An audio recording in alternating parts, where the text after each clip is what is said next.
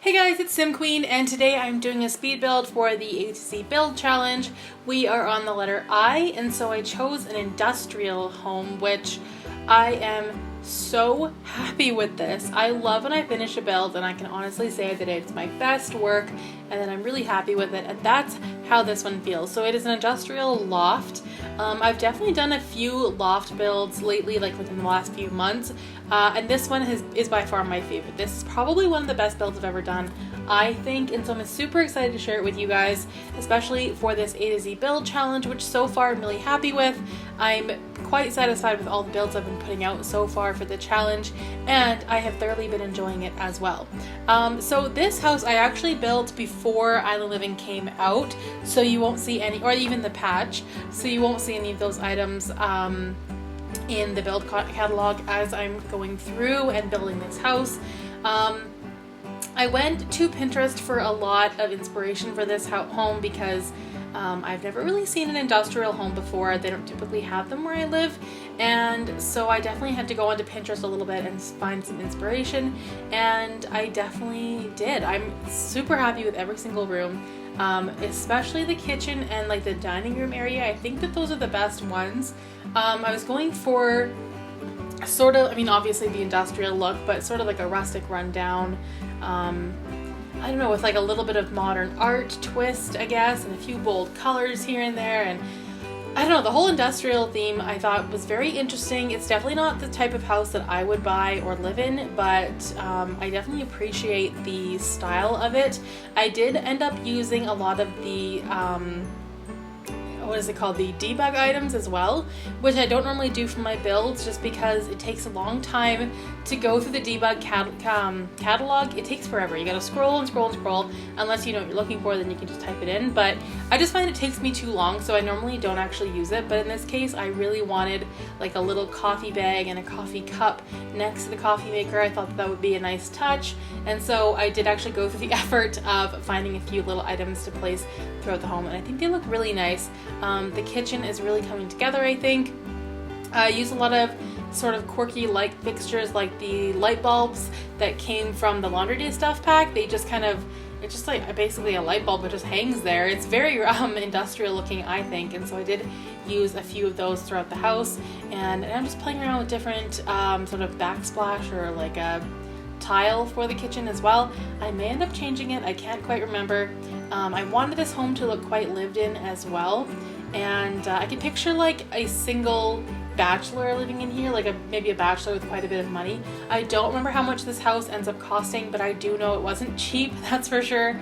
I love this dining room so much. I don't know why, mainly because I use those chairs that I probably have never used before, and I sort of got to play around with different items that I don't get to use that often, and I really enjoyed it. I think I went with the pancakes there, that painting. I really love it. I've just never been able to find a build where it made any sense, but this one I thought it kind of worked out. I do love the layout of this home as well. On the main floor there is a bathroom and an office, and then upstairs is just the loft bedroom, and there's also a balcony up there too with like a hot tub, and it's got a cute little yard as well. I do struggle with yards and landscaping the most, I think, with my builds, but in this case I think it turned out pretty good. I was sort of getting a little bit of inspiration from Pinterest as well for the yard. Here I'm placing a few more little items. I don't know what I was looking for, just kind of going through, and this is why I don't normally do it, because look how long that takes. I was looking for books and just little cluttery things for the table. I did find a TV remote that I put there, and just a snake plant, and just a few things for under the table as well. There are a few items I go in and change a little bit as well. Usually I'm pretty good at being decisive with what I choose. I don't normally like switch things out a million times, but in this one I think that I did that quite often because I really was happy with how it looked, and I was happy with how it was turning out, and the theme I had going was really good, so I wanted to make sure every little thing I put down was perfect. So this is the bathroom. Went for those sort of industrial looking countertops again with a stand-up shower, and then I think I put in a corner tub here as well. Pretty basic bathroom, but still kind of captures that rustic industrial look, I think. The bathroom door is not ideal because it does have window panes on that one side, but At the time that I built this, we were quite limited with doors. Supposedly we got 350 new swatches with the patch. I haven't done a ton of building since the patch came out, so I haven't really had time to look at them all, but I'm sure that we did get quite a few. I kind of wish they had told us from the beginning that it was 350 new swatches for doors. When they said swatches, they said we were getting 350 new swatches. My mind went to crazy places like couches and bedding and chairs and countertops. I thought we were getting so much cool stuff, and then they told us it was doors. I feel like they should have led with that instead of like lead us on to believe that it was something else, just like the Moschino stuff pack. Why couldn't they have just told us in the beginning that that's what it was, instead of saying, oh, we're getting a stuff pack, and getting us all excited just to say that it was the Moschino stuff pack? That ain't right. That ain't fair. Don't do that to us. We deserve better, honestly. And yeah, I'm not complaining about the 350 swatches for the doors. Just the way that it was announced was a little bit misleading. And I'm glad we got the doors though, because it's something we've definitely been asking for. But like I said, it was misleading. It made us think that we were getting a whole bunch of new stuff, and it was just doors. Anyway, so here at the front entryway, I'm just using some items that I don't normally use. I use this really weird light fixture on the wall with like the copper pipes and all the light bulbs coming out of it. It's kind of an odd item, but this is about the only house I'll ever use it in, I think. I can't think of it fitting anywhere else. I love this living room with like the guitar and like all these sort of orangey shades of wood. I think they suit the house so well. I'm just so pleased with it. Really proud of this build, actually. I think it's one of the best ones that I've come up with, and unfortunately I don't mean to say I don't get enough credit for my builds, but I definitely think that I've got enough subscribers now where I for some reason, I thought that I would be, I don't know how to say this really. I don't know how to get my builds out there. I do think that I would have more subscribers if I knew how to sort of market my own builds, like on Twitter and things like that, and show people what I can do. I think I would probably have a few more subscribers if people knew what I could do and sort of gave it a chance. But it's super hard to subscribe to new YouTubers, and especially to watch speed builds from other YouTubers as well, because you don't always know what you're getting into. And I'll be honest, I don't often give new YouTubers a chance because A, I'm always too busy, and I kind of stick to my main ones that I watch all the time.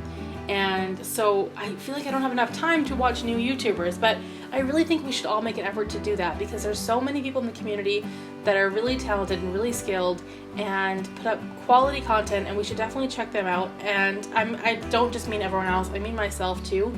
I definitely am going to be taking more of an effort to appreciate other people's builds and to give them a chance, and not just builds but let's plays too, because this is really hard to have a YouTube channel, to get yourself out there and to get more subscribers and to sort of market yourself on Twitter and get involved in the community. All of that feels like a job.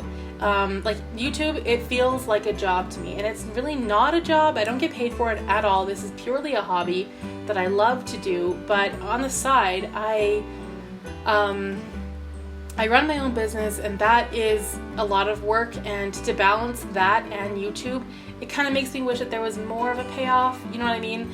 But, you know, I'm still grateful for everyone that I have, like every single subscriber. I notice all of you. Every time I get a new one, trust me, I notice. I'm at 300 and I think I'm at 400, I can't exactly remember, but I just said I notice all of you, but I can't remember the number. But I really do notice every single new subscriber I get, and I'm so grateful for all of it.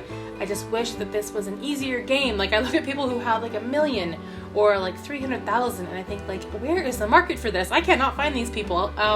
It's crazy to me that there's that many people out there that watch other people play The Sims, and I love that. And I do wish that there was an easier way to put ourselves out there, and an easier way to let people know what we all can do, because there are so many people in the community I watch and I think like, how do they not have more subscribers? I don't understand. And I've gotten comments like that before as well, where it says you deserve more subscribers, and honestly I kind of agree. I just don't know how to get there. So that is the hardest part, is just being recognized for what you're doing, and just trying to find new people to watch your content and just to give you a chance. So I appreciate every single person that does give me a chance, because it means a lot. And this is seriously my dream. I've been wanting to do this for years, and it took me a long time to work up the courage to do it. And I'm doing uploads every single day now, and that is really important to me and really special to me. And I've also put other things in my life on hold so that I can do this because it means so much to me. But yeah, anyway, not to say that I deserve all the subscribers there ever were, but I'm just saying that I do wish that it was a little bit easier for us smaller YouTubers to find more subscribers, because it is it's a lot of work and they don't just come naturally. You gotta go out there and find them, and you gotta show people what you can do on Twitter and get involved in the community and do those sorts of things, and sometimes it feels like a full-time job. So but a full-time job that I love, that's for sure. So I'm pretty much just finishing up this build. I did the yard, I'm doing the upper deck now, which has a hot tub, and I think that's pretty much it. And then we will be moving on to the screenshots, which I really love. I took a lot of time to get like the right angles, and since I was so proud of this build, I definitely wanted the screenshots to reflect how hard I worked, and I wanted it to really look good. So did my best to take the best screenshots I could, and yeah, that is pretty much it for letter I of the A to Z build challenge. If you enjoyed this speed build, please give it a thumbs up, comment down below, let me know what you think, and don't forget to hit that subscribe button if you're not already subscribed. Thanks for watching.